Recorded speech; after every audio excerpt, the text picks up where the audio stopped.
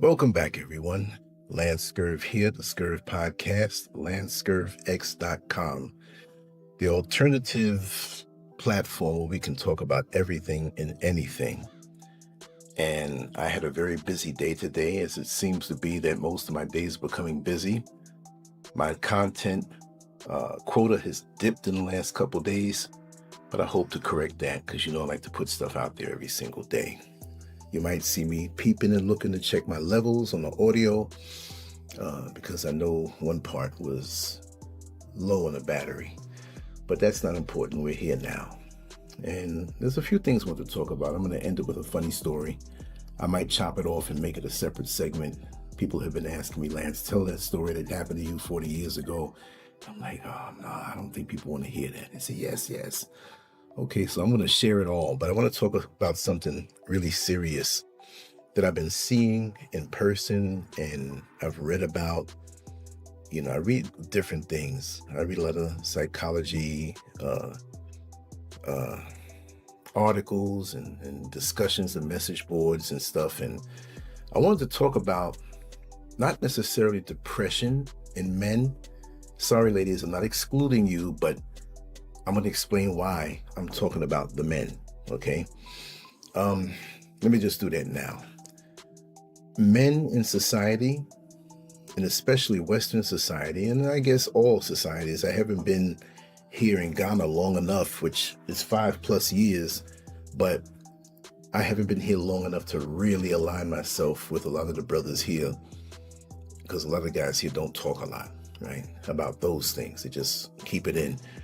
But we do that in Western culture also, where I'm from and what I'm used to. And I'm not speaking about the guys who are just depressed and the guys that all of a sudden out of nowhere, when things seem to be a certain way, they put a gun to their head, boom, and everything's done. But from the outside, everything looked like it was good and looked like it was all right. I'm not talking about that per se. I'm talking about the situations where you have men that everything does seem to be okay. They do seem to be functional. They do go to the cookouts and the social gatherings, and they do things around the house. They do their part. They pay their bills. They have men. They have children. They have a wife, even if you don't, right? But it seems from the outside, or let's just say from across the street, when you look at that household, it's like, man, they're pretty successful. But some men don't even know what they're feeling, but there's an emptiness and a void with some of these guys. And they search their mind and they say, well, I have a wonderful home. These are guys who are already established, let's say 40s and 50s, maybe even 30s, because some of us can do things early in life or have done things early in life. And they go down a mental checklist to themselves and they say, I have a nice home. I have a pretty good marriage. It's not always that way, but I'm just making this up to prove the point. A pretty good marriage. I'm making pretty good money. I want more, but my bills are paid and we can do everything that I want to do and we can save. My kids are getting along fine, but there's something missing. Let's say, for example, on a Tuesday evening, I'm just picking this out. It could be Thursday, it could be Friday, but let's say there's this Tuesday evening, you're at home as a man, and you have a little time to rest now. For some reason, you have this extra time, there's nothing to do, but you feel a void. And this is the feedback that I've been getting from different brothers and from my readings, right? I like to read about a lot of different things. I've always been that way. I'm not just a one-way Charlie. And they don't talk about this void because they can't really, on the checklist, have anything revealed to them why they should be feeling this way. But it's something that's not unbearable. It's something that they deal with and sometimes forget about. And it's something that, as long as they stay active, they don't notice it. But the minute they sit still, this weight they feel on their shoulder. And it's not driving them crazy, but it's not comfortable because they'll even compare their lives to others and say, well, not to say that you're better or doing better, But let's be realistic. There are ways in the world that it gives you to convince you that you're doing better. Well, I have this better car and I have this bigger house and but something doesn't add up, right? See, this is not it is deep, but it's not super, super deep. But I would suggest that all men, no matter what their life seems to be, they need somebody to talk to. They need somebody to express any feeling.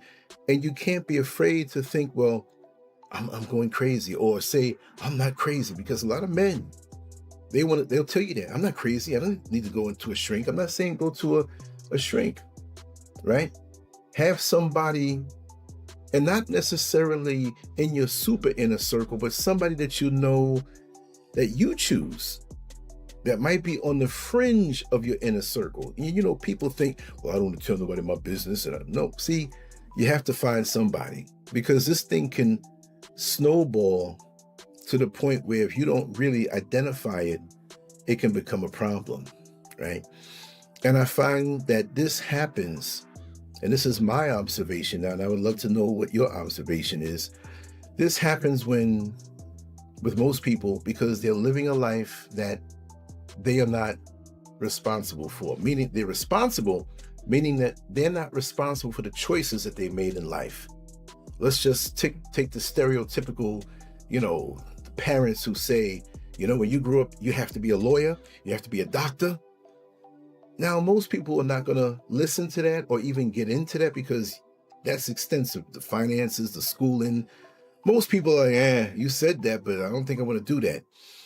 But those who feel the pressure, not just a doctor or a lawyer, but feeling the pressure to fulfill some type of parental obligation or societal obligation, because you have to.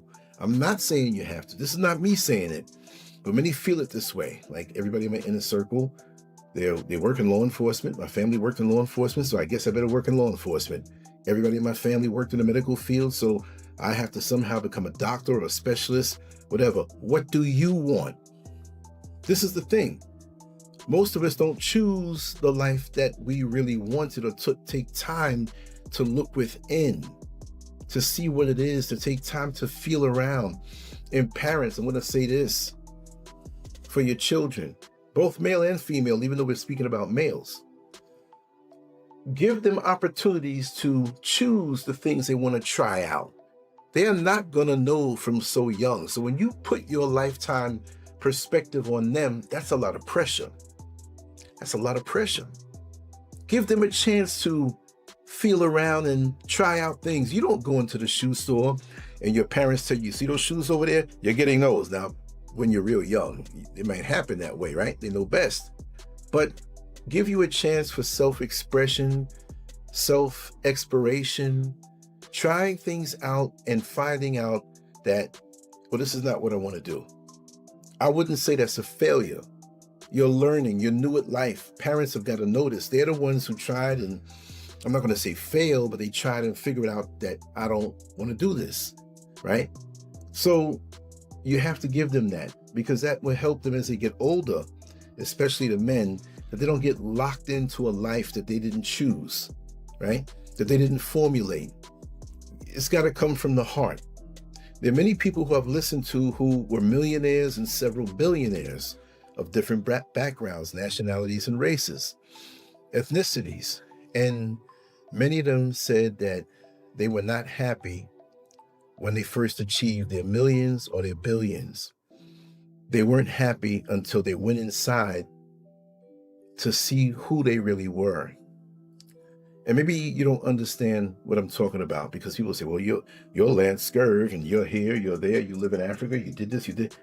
Because I wanted to. That's one of the most satisfying things. For me, I'll use myself as an example. I've worked on jobs. My last job, I worked till I can retire. There's certain things we had that we can sell and come out here and help them move. I'm not going to get to that detail, but it's what I wanted to do. Like for me, I was raised in a way my parents allowed me to try out playing the guitar. playing the piano. I did my artwork. Exposed me to different things. You know, I was going to go into architecture. I love architecture, but I don't love it that much where it was something that connected with me. Many people don't know that. I apprenticed for less than a year under Paul Friedberg and Associates. You can Google that name. That's the gentleman who did the structures in China for the Chinese Olympics. So I learned a lot, and I was going to go to City College and work there, and I had a job there. I didn't want to do it. Nobody came down to me and said, oh, you had an opportunity and you blew it. I'm the one who did the blueprints for this house in 20 minutes. I already knew what it was in my head and what Mr. Scurv wanted. I don't like the specifics of it all, you know. I like the layout. So if there's anybody out there that wants a dope layout for your house, I'll talk with you to see what you like, and I'll come up with something, because I get into detail. I'm a detail person. I'll put that out there. Other than that, I have a lot of odd talents anyway, but I was allowed to try things out and find out if I liked it or not, right? And life takes over, and sometimes you find yourself doing something you didn't expect because of circumstances. You have to do that. You can't all of a sudden have an intuitive moment and you have children to take care of and you're already on the job. Well, I think I'm going to do a career change now and go off into the great unknown. No, you got bills to pay. I'm not going to say you're stuck. You're locked in. There's things you have to do as a man, yes. But I just want to explain that void that many men feel, because they probably realize that the decisions that they made for the life that they live now, it's not what they really, really wanted from the heart. You know, you have your head and you have your heart. Your head will tell you certain things and it looks good on paper, but if it's something you don't really love, something that doesn't bring you joy. And for me, I've worked jobs knowing that, well, this is not what I'm looking for as far as bringing me joy, it's bringing me money, but I've always set time aside to connect with myself. That's the thing that has gotten me through a lot of rough emotional times in my life. I've always stayed connected with myself. And like I always like to say, I always realize where my emotional and mental blip is on the radar screen of life. I've never lost my coordinates. I never lost where I was. When I was feeling down for certain reasons, I knew why. And I knew the direction to go to not feel down, to not feel drained. I realized where I was, like a boxing match. And you're throwing too many punches too early. You're in good shape, but you're putting out too much. Well, those next few rounds, you might be beat down and tired a little bit until you get your second win. That teaches you in the next fight to don't put out so much energy. But everything, while you're younger, and I'll say this to the younger men, make sure that things that you do are things that you want to do from the heart.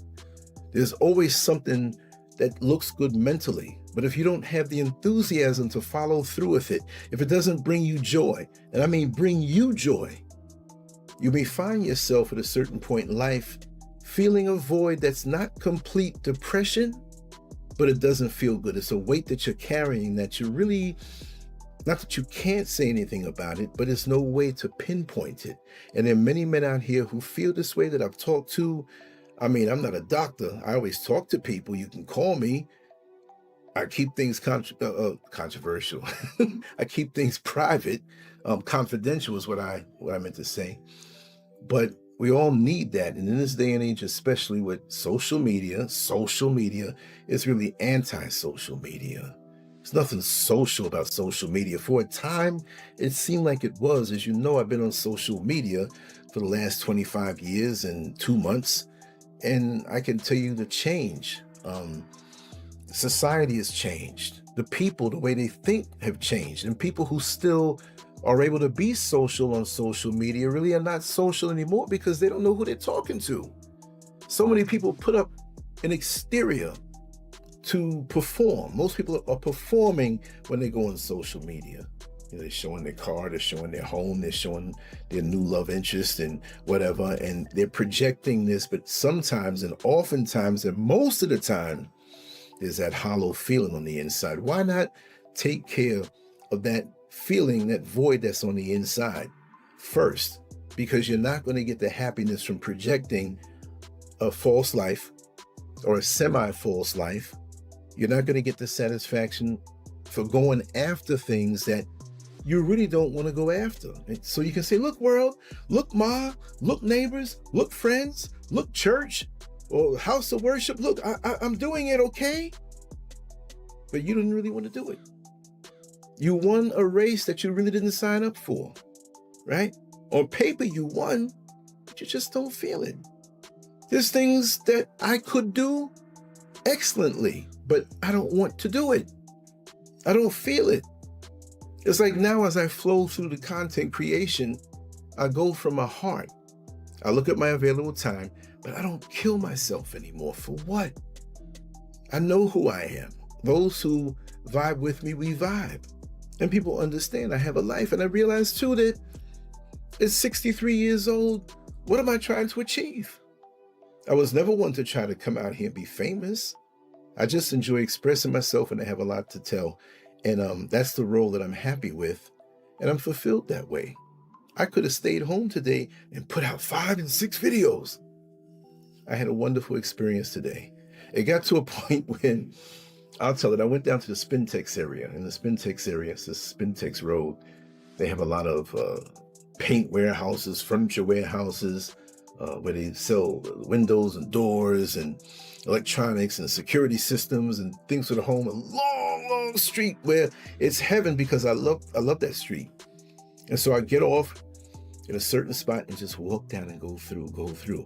So when I came out of one place, I looked at the time and I said, okay, do I want to continue going further, or do I want to head on home? Because that's pretty far from where I live, right? So I have a strategy when I'm out. When I go out, especially when I'm not on a specific mission, but I go out and say, okay, I like to have days where I go out and what I call floating, where I'll float knowing that, okay, I have a list of things I could do, but when I get to a certain point, I'm gonna look at the weather. If it's raining, I'm gonna look and see how much time I have, how hungry I am, and I'll take it from there. And it always works out satisfying for me and where I get things accomplished. And I'm very happy with how the day went, but I didn't let the content creation rule me where I gotta stay home. And no, you gotta live life. You have to engage in life. You have to breathe. You have to have that relation. You have to have people. I had some wonderful conversations today with total strangers. I had some wonderful experiences of being free, of doing what it is that I want to do. Like even still, let's talk about the whole social media thing. There are many people who suffer this kind of burnout, this obligation. Yes, you have to be regular in what you do when you call yourself having a platform. Yes, of course. But so many people, they feel this pressure. It's like, who's pressuring you like this? Even if you are making money. Me, I'm not making as much as I used to at one narrow point of time, but this is something that I love to do. I've always been talkative. I always like to share things and inquire. This is wonderful. I wake up and there's comments and people that text me, email me, and we discuss more, and that brings more things to talk about. This is the perfect thing. Look, honestly, I'm still waiting for a midlife crisis. It hasn't happened yet. I'm 63, and people 10 years ago, you know what I mean? I don't want it, but I have not too much to do, but I keep myself busy. And when I want to pull back, I pull back and deal from the heart, not just from the head. Because if you don't put your foot in the water of life, there's going to come a time when you won't be here, and you want to enjoy yourself and you want to feel fulfilled. You want to feel like I did what I wanted to do today, tomorrow, as long as it's constructive. And if you have a mate, marriage, whatever, it doesn't disrespect them or overstep the bounds, because it's about the growth of the both of you. And this is one conversation I had again today, that you just can't settle for somebody just to say you have somebody, as many people do. Kind of rambling now, right? Because, oh, I have somebody. You know how many people I know that have somebody and they're miserable? Straight miserable. They'd be better off if they didn't have that person, because they got with that person because it was the right thing to do. I don't mean, oh, I got you knocked up and I'm going to stay with you type thing. But again, society, let's just, you know, we're not feeling it yet, but let's just formulate this life and put it together like a Lego set, and it'll work out because it appears to be right. No. You have to do what comes from within. But those voids that are not real depression, but you feel them, that's for you to take care of. And you have to be honest with yourself. Most of the elders, and I'm becoming an elder at this age, but most of the elders that I talk to, 70s, 80s, some 90s that I was blessed to talk to, even many years ago, I had the sense to extract and ask of them certain questions that would help me later on in life, because I knew they weren't perfect. They don't know everything, but they learned from experience, and experience is the best teacher. And so I hold a lot of these things, and a lot of those things I broke the rules on. You know, being hedonistic for a while, wild and reckless and crazy, and, you know, the women and all. Yeah, you know what I mean? But I learned from that, you know, and I can pass things on that level. I have lived life, trust me. Those who know me, I think I have more tales to tell, more stories to tell than I could even remember. They pop in my head sometimes. I have old friends. Remember the time when this happened? Remember the time when that happened? I might tell one of those before I finish this clip, but I'm freestyling right now. But make sure, and then make sure also that you have a certain set of standards. I was talking to a beautiful young sister, and I'm so proud of her because she was telling me her standards, what she will not tolerate. And it's not like a drill sergeant, because this young lady has a lot to offer. She wants marriage, real marriage. She wants a loving family. She wants to dedicate herself to her husband. She is very feminine. She doesn't have any male energy whatsoever. She's extremely ambitious. She travels the world. She's going after different degrees right now, not in the mindset where I don't need a man. No, she says, oh, I want and need a man that we can build together. I'm not a gold digger, but it has to be somebody. Her requirements, you don't know who she is, so I can say it.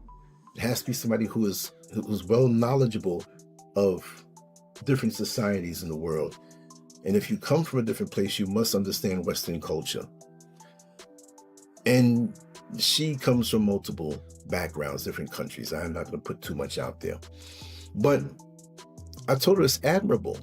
And I said, you are an extreme catch, because any man who doesn't want to be caught up with a woman who doesn't know who she is, who is sitting down just waiting for Prince Charming to come and sweep her off her feet and just take care of her, you're doing the damn thing on your own, but you still have the sense to know that you want family, you want children, you want a husband you can look up to, that you can grow together and share and grow together. I told her, I said, you come with instructions. How many of us come with instructions, right? And it doesn't mean that that's a bad thing, but you know what it is that you like and what you don't like, what you require, right? There's nothing wrong with that.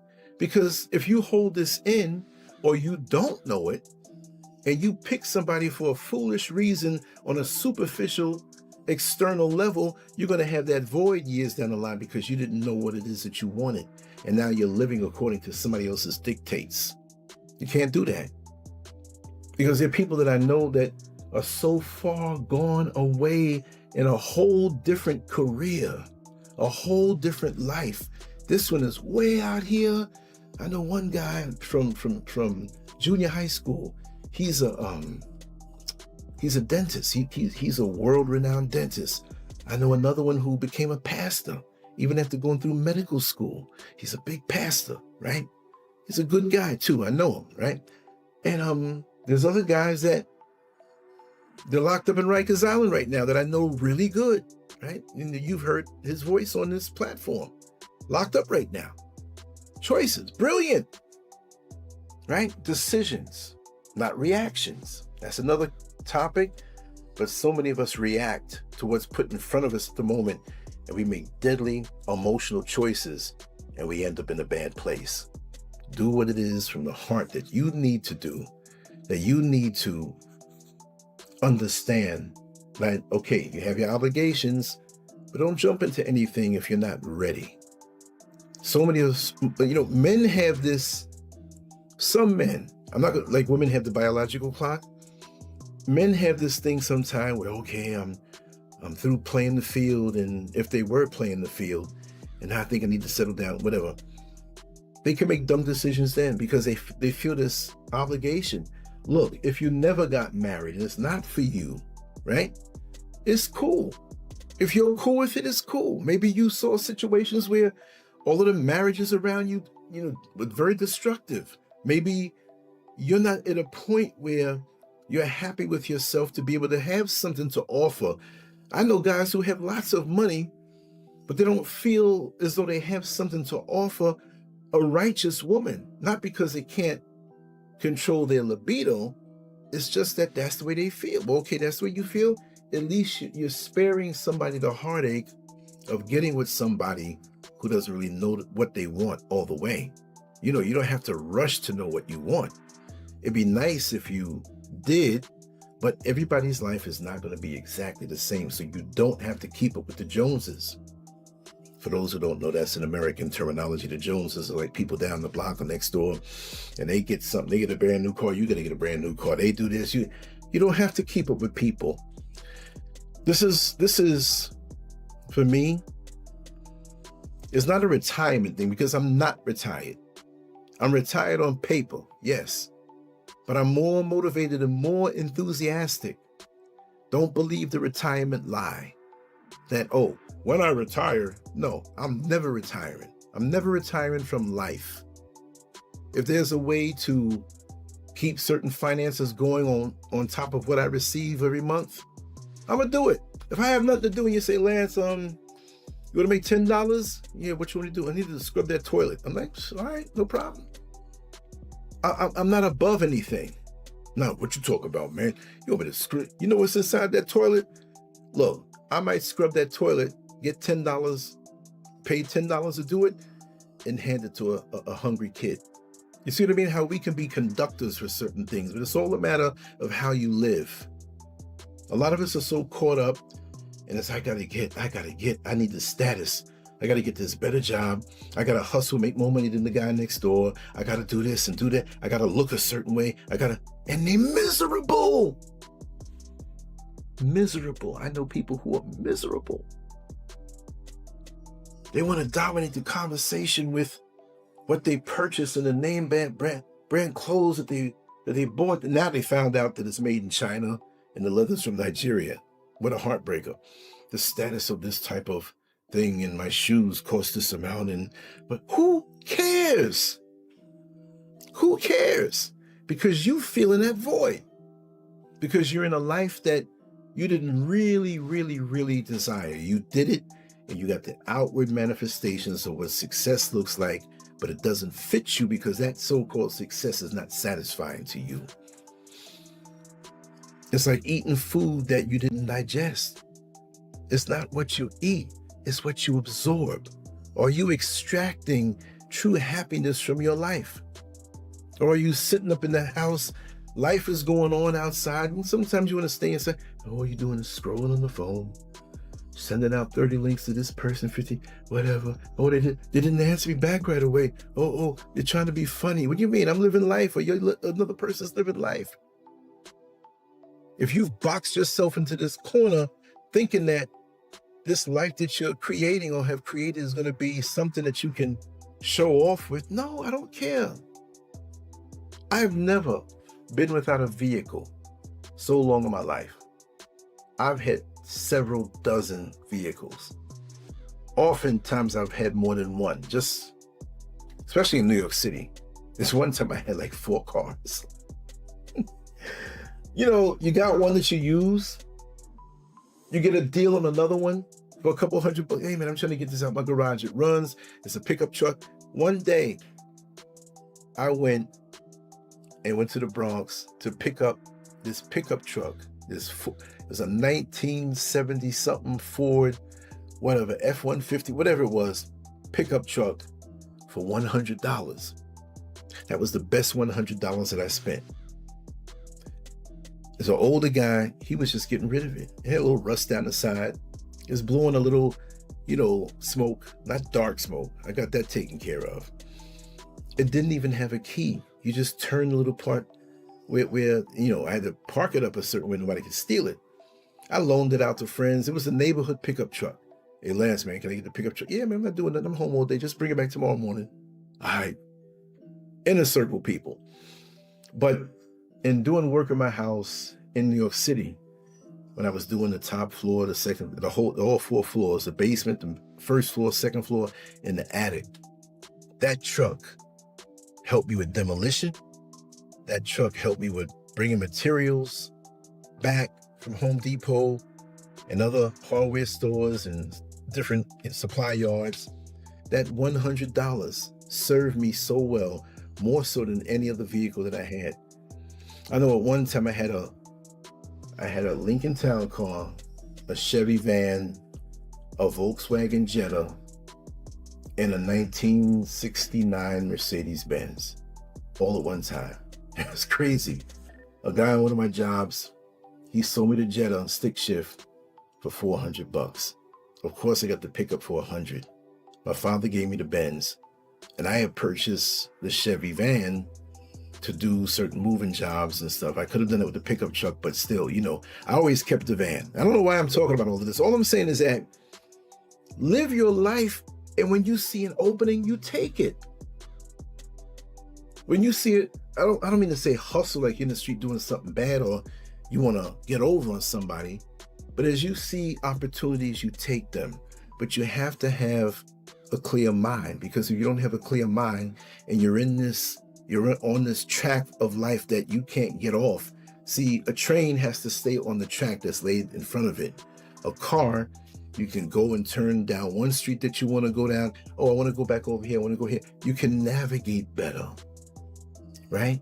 Right now, I don't have a need for a vehicle. Why? A vehicle is not attached to status or ranking or whatever have you. I mean, I've never lived in a home like this before. Like really, it's a work of art coming along. I like that. I spend time here. I'm in a new country. I have nothing to prove. I'm a little sweaty. This is what I had on today. T-shirt, shorts, and my Crocs. Same way. And I am no less than anybody else, because the happiness that I've learned, it comes from the inside. See? So this is why I don't look down on anybody else who may not have the material things, because I see some people out here who technically, compared to people in America, right? I'm on my job and I have my retirement coming in and I have to... Some of these guys don't have retirement. They're going to have to earn and hustle and work until the day they die, right? They may not be making a lot in what they do that's not guaranteed every day. But you see them and they're happy. They have their family. They have their support. They have their community. Yeah, you have some people who gossip about each other or whatever, or what, or want to go to America because they think that it's so much better. But there's some who live here, they don't give a damn about that.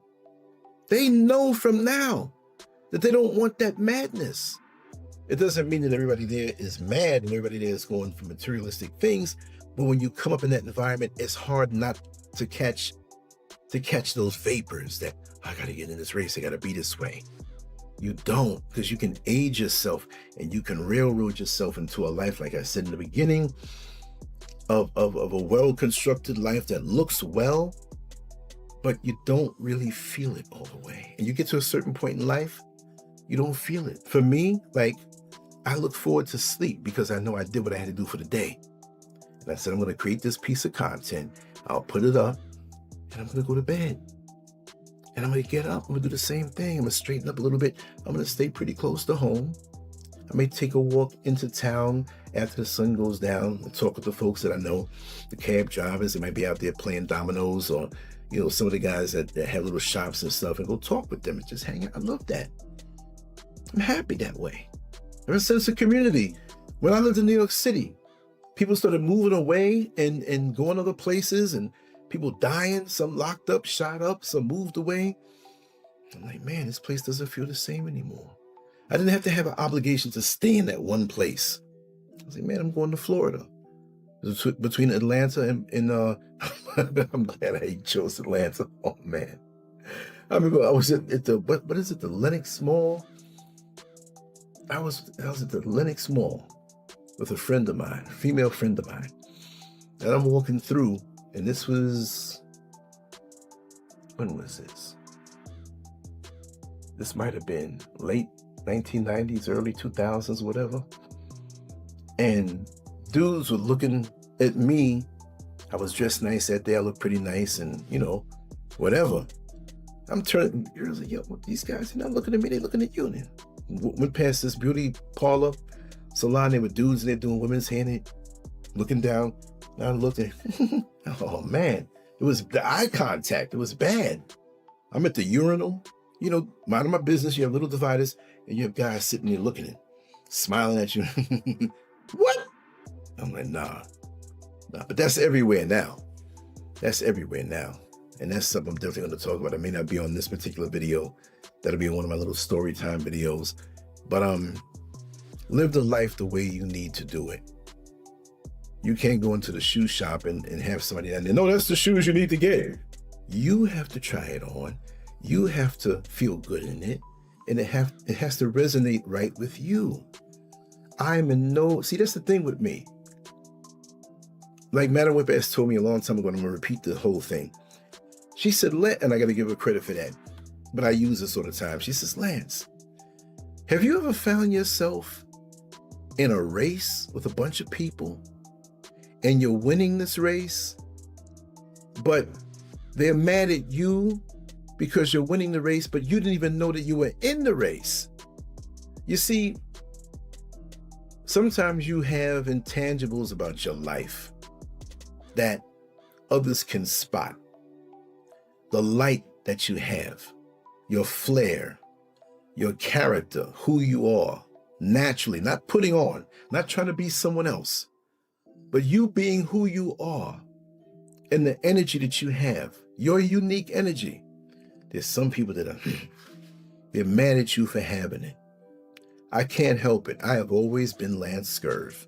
Of course, my full name, government name is Lance Scurvin, or Lancelot, got teased a lot for that. Scurvin. I'm so secure I can tell you my middle name legally as far as the government is concerned. My middle name is Seymour. Seymore. Yes, I'm the coolest. I was the coolest, most muscular Seymour.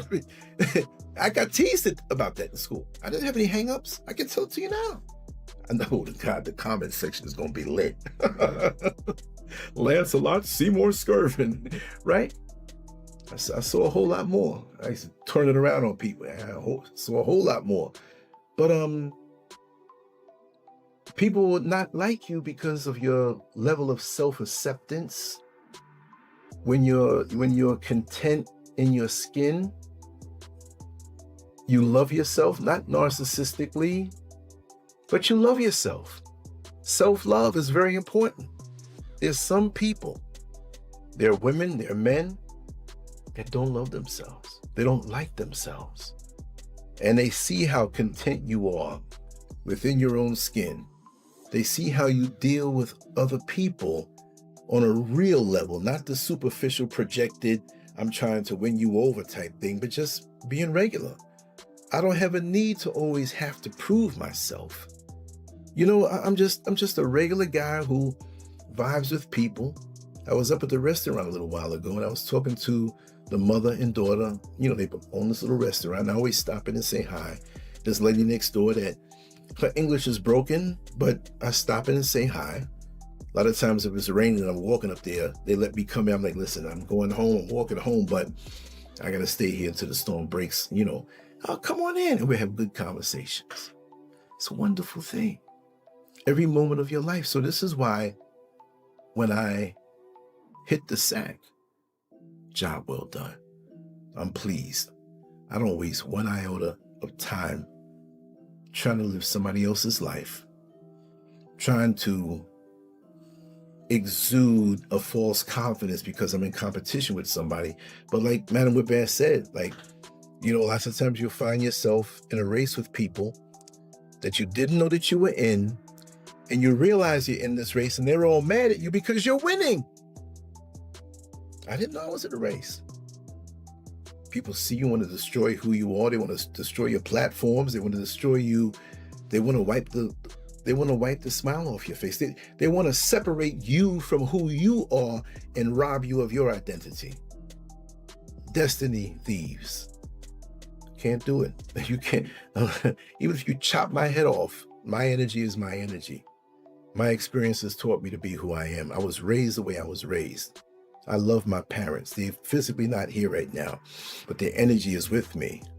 All of the things that make me me, I love. And I'm comfortable in my own skin.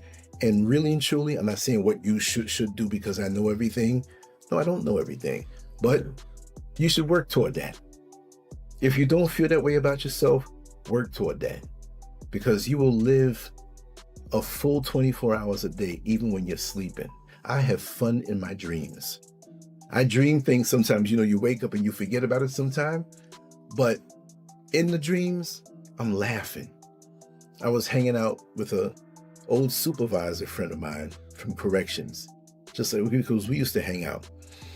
And even then there was a lot of envy because I knew things that other people who worked there didn't know, but I kept my mouth shut because of his positioning, because he told me a lot. Me and him were cracking up about something because I always used to have him laughing. He would come in my area with the look on his face like, okay, Scurv, I know you got something for me. What you gonna say now? What happened, man? We'd have a jolly good time. But I never crossed the line to disrespect him to say, give me a break, man. You're a supervisor. No. If I need to be spanked as far as some violation that I did, which I didn't do any violations like that, then okay, reprimand me, talk to me, So we have to know how we stand. And like I say, at this point, my enthusiasm for life is so high, higher than it's ever been. No matter what obstacles have been thrown in my way, I'm here. I'm the same guy. I'm going to vibrate as I am. I'm not trying to be fake. And you find out that my real life is so different than what I put online. Nah. Even now, I knew what I wanted to talk about. I said, okay, I had to position the camera. I had to get the lights right and everything and, reformat my smart card and everything. And just hit the button and start talking. Just the same way I would have if I was on a bus stop with you and you didn't know me. We struck up a conversation or in a restaurant somewhere in line or whatever. That's the way it is with me. And no voids. All my voids that I thought I had years ago, which I never really went through that, but it's automatic for me to patch those up. It's automatic for me to self-reflect every day. Did I do what I wanted to do? Was I pulled off course? Was I upset at something that I shouldn't be upset about? That can happen too. And people will try to draw you in to get upset, to rob you of your joy. They will throw little statements at you, do little things, say little things, and sit back and watch you self-destruct. Not on a major level, but say, yeah. Because there are a lot of people out here who are not happy with their lives. And how dare you be happy? See, oftentimes you'll find that you being centered and you being on a trajectory with hobbies and projects that you love, that you're known for, that you have a talent for, and you know what it is, and you actively go at this every day, which gives meaning to your life no matter what it is, right? And you have other people who don't know. They're trying to outdo the next person on what they do, but they don't know what really resonates with them. You gotta have something of your own. I don't care what it is. You have some people who retire from a job, which you should never retire from life, right? I may make a title that says something like that, right? If I can remember.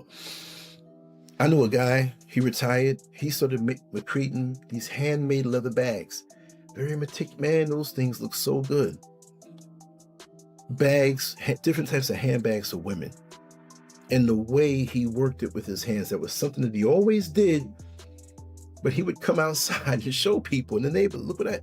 I said, wait a second, that thing looks so good, right? It may not be something for somebody else, but every time he made one, he had at least 10 customers looking to buy that one. It was always, and they would pay top price because of the craftsmanship. And he would get involved in it, and it gave his life meaning. What is it that you can do that gives your life meaning? It may not be a job. Maybe it is. Maybe it's a career that you love. That's beautiful, because that's half the battle. But do remember that if you do retire from going to that job or positioning that you love so well, have something that you do so you don't create any voids inside of you. Because a lot of times if the job has become your purpose or if it's something that you love to do, right? Not the thing you don't really love to do that leaves you with voids. When you stop doing it, this is why most people 2-3 years after they leave the job, sometimes sooner, they transition, because now the whole meaning and purpose has been taken out of their life.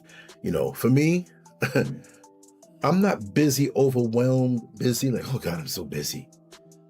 But I'm too motivated, setting goals in front of me to not be like that skimming rock over the water. When you throw the rock and you skim it, some people just take and throw it in the water and it just sinks. My momentum from my past and my present, what I know, the things I think about, and the possibilities of a day, that keeps me motivated. I wake up, I'm laying in the bed. I never let my feet touch the ground until I know what direction I want to go in. But it's not always so specific. It's like headlights. When you're driving in the dark, you can only see 6, maybe 10 feet ahead of you. So you know where you want to go, but you have to deal with what's in front of you. That's why I'm very flexible in my day. I'll get up and say, okay, I'm going to go here and do this. And something hits my spirit. You know, people say that's the Creator, that's the Holy Spirit, that's your discerning spirit. And I say, okay, you know what? It's better. I'll listen to that voice. I'm not hearing a voice. I'm feeling a download. Like, okay, I'm at this point now. I see where I am now. And the different variables have changed slightly. So right now, I think it'll be better if I do this or do this, do that. Because today, as I was heading out, I had the possibility of going to 4 different areas of Accra. And as I got closer out, it was down to 2. When I got close, boom, it was 1. So I need to go here. So next time, I know. And it still may change. But that's what makes life wonderful.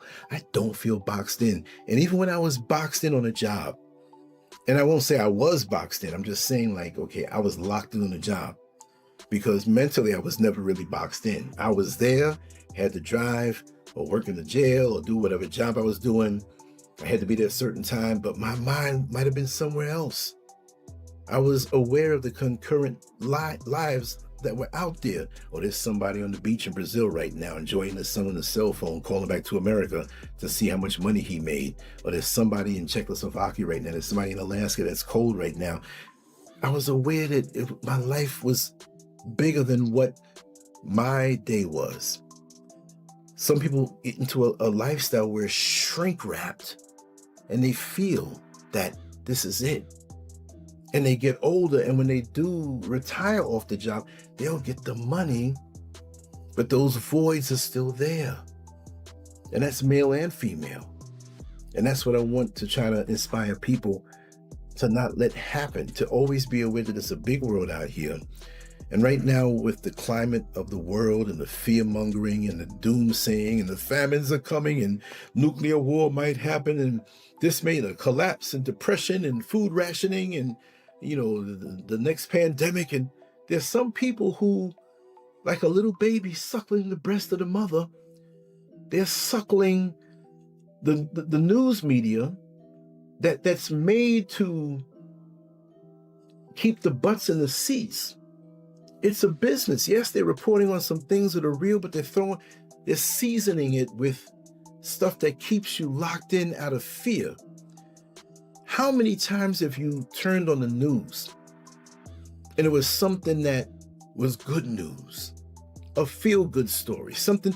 Some of them will do that. There is a platform that specializes in that, to bring a glow to your face, to make you feel, wow, that was really nice. But most stuff that you digest, that's why there's some people who don't watch the news at all. It's to keep you frustrated and the doomsaying that's on there. And there are certain things we need to concern ourselves with. Like I spoke about depopulation. Nobody wants to think about that, but you prepare yourself for it. You stay aware of it, but you don't let it consume you. And you have to limit your intake because a lot of it is fluff. I say, okay, this is the actual story, but we're going to add on all these variables around it to make it bigger, look bigger than what it is. It's like the bird there, big tall bird. And to scare off people, it flares out its wings and it looks like it's 10 feet tall and a big whatever. And it scares you. And you run the other way. So some of us are addicted. I'm just knocking over my mics, right? Some of us are addicted to the fear. Like a dopamine hit or something. Like we're looking for the things to be scared of. And there's some people that I know that's how they thrive, and they want you that way. And you got to limit your exposure to people like this also. They don't want to talk about anything positive because they have nothing positive in their mind, right?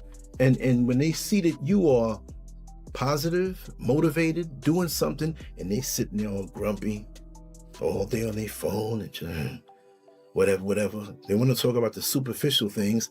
I don't care about that.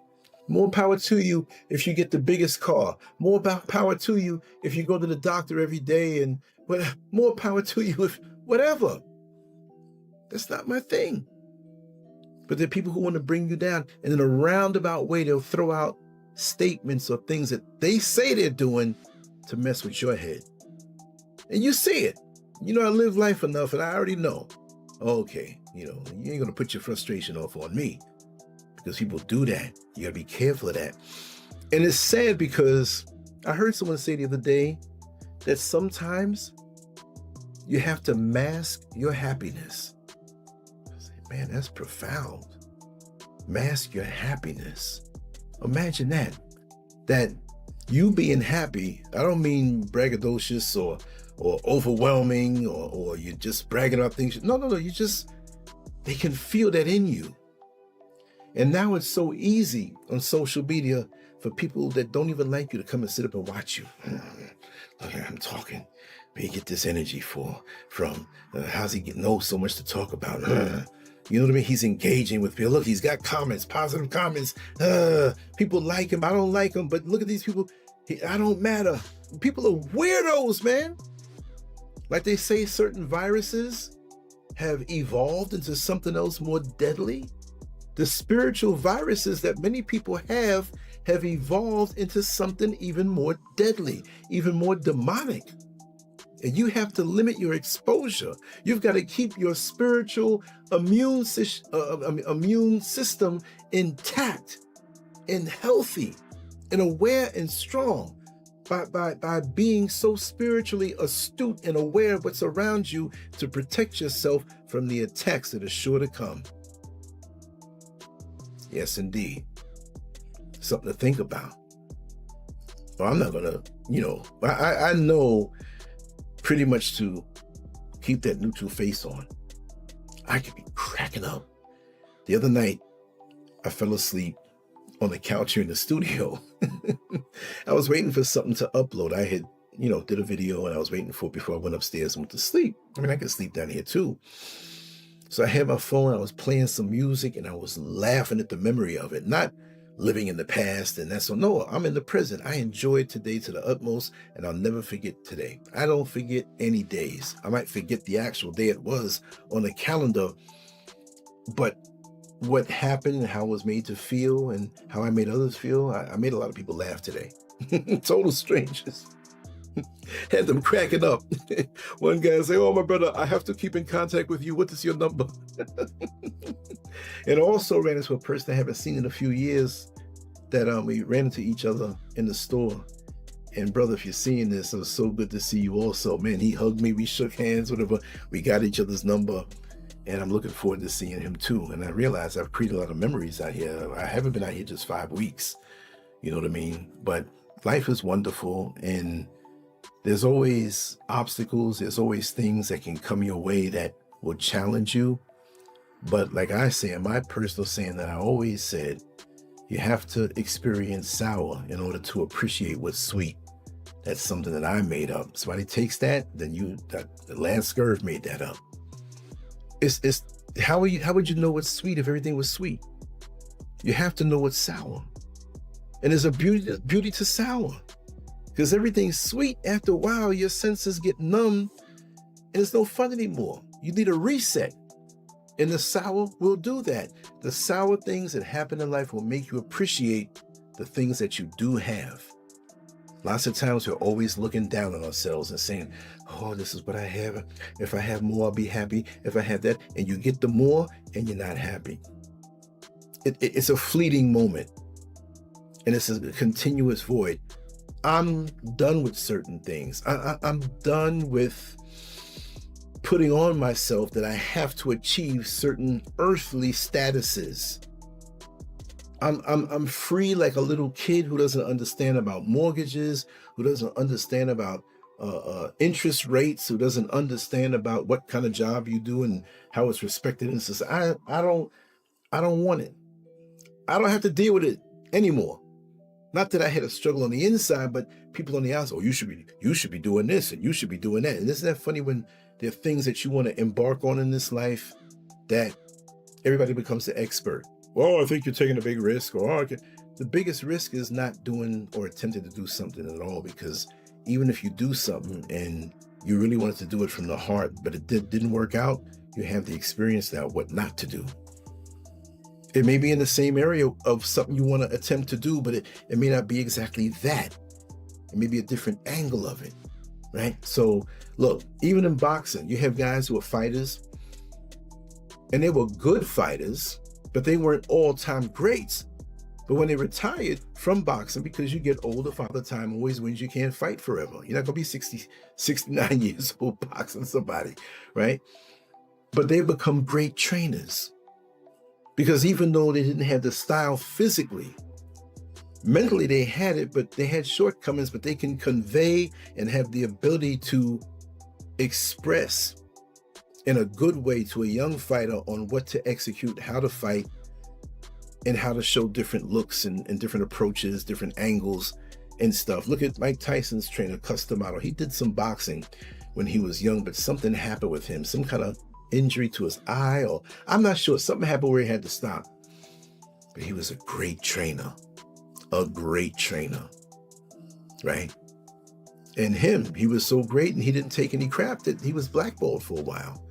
And then he had Mike Tyson fall into his lap, and the rest is history.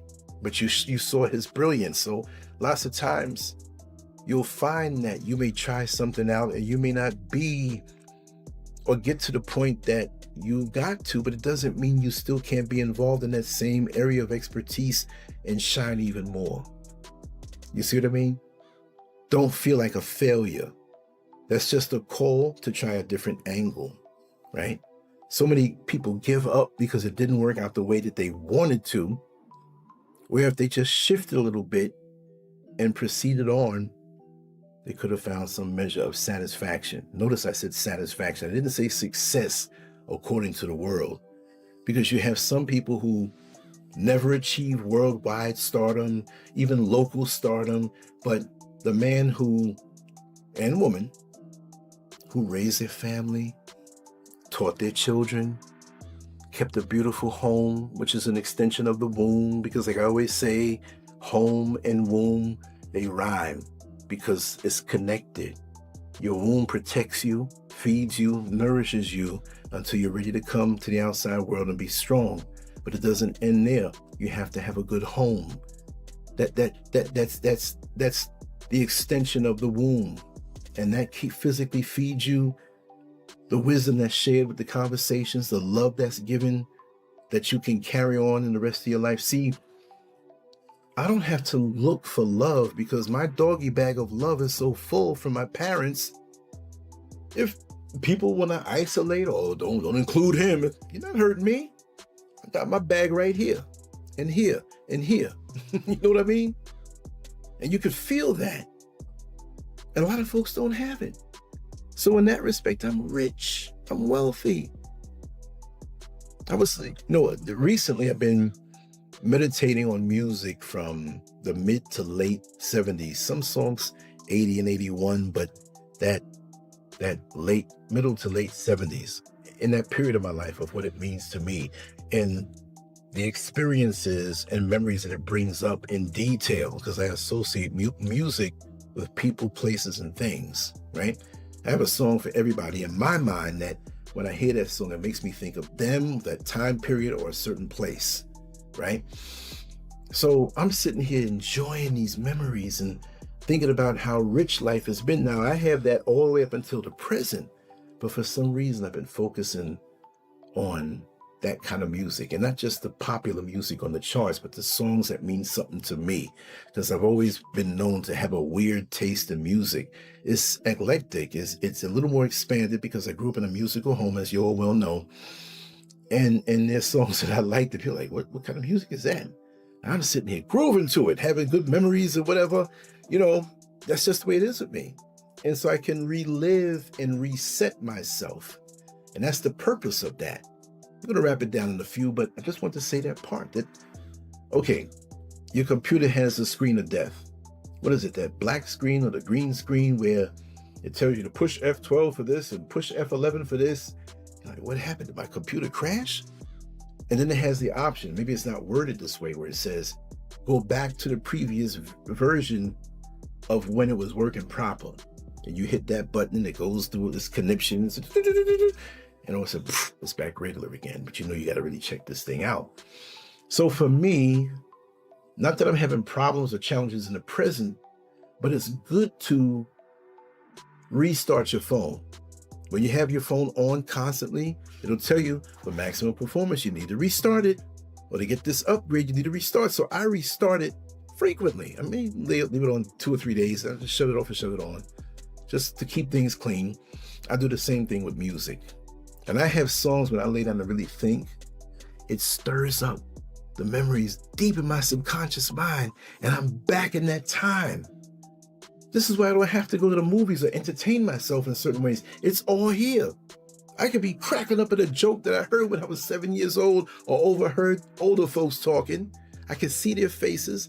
I might not remember their name, but I reset myself. And when I come up out of that memory in the song that makes me actually feel it, I'm rejuvenated.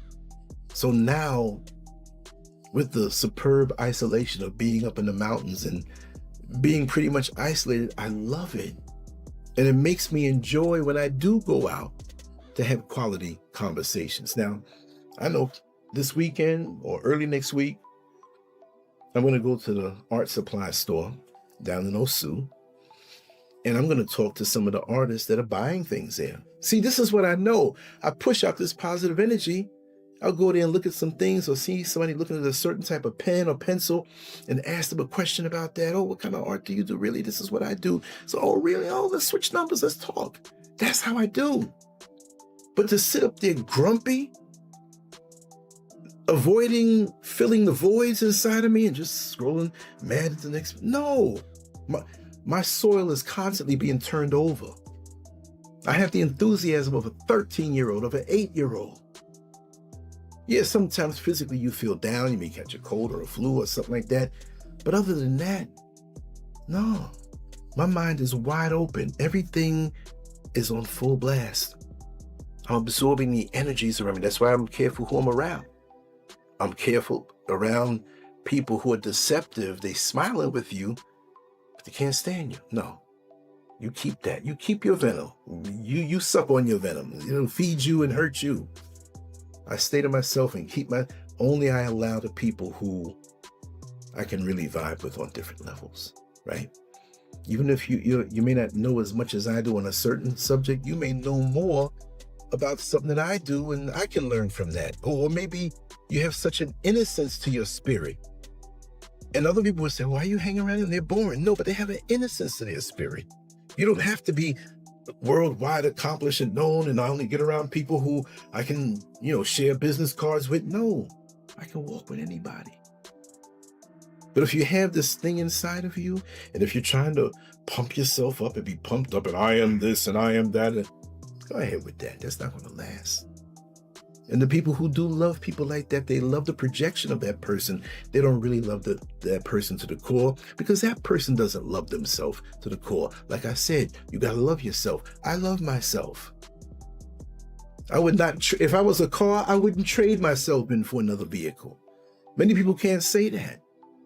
I've been through some downs and I've been through some ups, and I wouldn't trade them for anything in the world, because it brought me to a place where I can see life and truly appreciate it at this point, and not get depressed because I'm getting older. In less than 7 years, I'm 70 years old. People say, well, you keep mentioning because I know where my chronological blip is on the radar screen, and it gives me more of a sense of urgency to really dig deep and enjoy more. Within the next few days, I want to go down to the beach. I've been quietly hitting the beach, yeah. And I will show it this time. I'll bring this camera out, a real good camera, I'll bring it with me and whip it out for some choice scenes. I don't want to get no sand in it, in the water, right? But life is an adventure, and I'm so appreciative of this adventure. And I don't need to have the weight of these voids that society has made me feel because I chose to satisfy what the world told me I should be and do. No, I define that. It comes from my heart, what I need to do, what I want to do. If I want to try something out and say, okay, I tried that food and tasted nasty. Maybe it was a restaurant. Maybe I got to go somewhere else. It's always an adventure. I went to a restaurant today and had some good food. I used to be a vegan for a long time. I'm not a vegan no more. You know, I watch what I eat, but today don't tell nobody. I had some sushi. I'm sitting on my chopstick. It's real good. I feel light. I feel good. Nobody's going to influence me to walk somebody else's narrow path. No. Life is made to be enjoyed. You make a decision. You love yourself. You resonate with yourself. Love yourself, take care of yourself. Because like I said, was it yesterday? You're the only person that's going to be with you from the minute you're born until the time you transition. You have to take care of you. If you take care of you, it's easier for you to be loved. A person doesn't want to be with anybody who doesn't love themselves, because that lack of love for self will spread over or burden the next person. I want you to feel good when you see me. I want you to feel, if you have a clean heart. A lot of people don't like when they see me because they don't have a clean heart. I always like to keep myself. This is what keeps me doing what I do. Right now, let's say that especially on YouTube, everybody's complaining about the lack of hits and the low hits and all of this stuff. Even Mr. Beast, the guy who's supposed to have the most followers and the most hits, his views and stuff are down like 60%. It's what YouTube is doing. But I'm not trying to conquer that world. I just want to connect with the few that vibe with me. That's all. We good. Be good. I didn't know I was going to talk for over an hour. I said, well, it's going to be like 15 minutes. I didn't know. And this is the end of my day.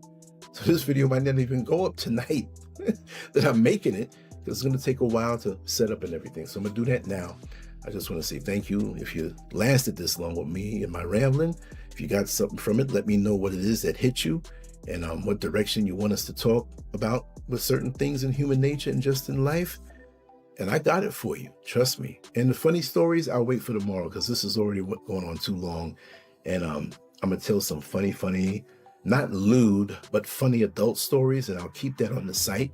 I'll let you know on YouTube, hey, you need to go on over there and go listen to this video over here. It'll be a video set up just like this, but I won't put it up on YouTube.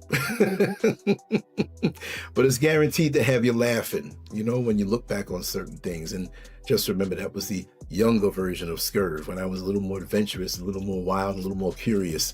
And it ended me up in a lot of funny situations. So I'm going to do a series on that.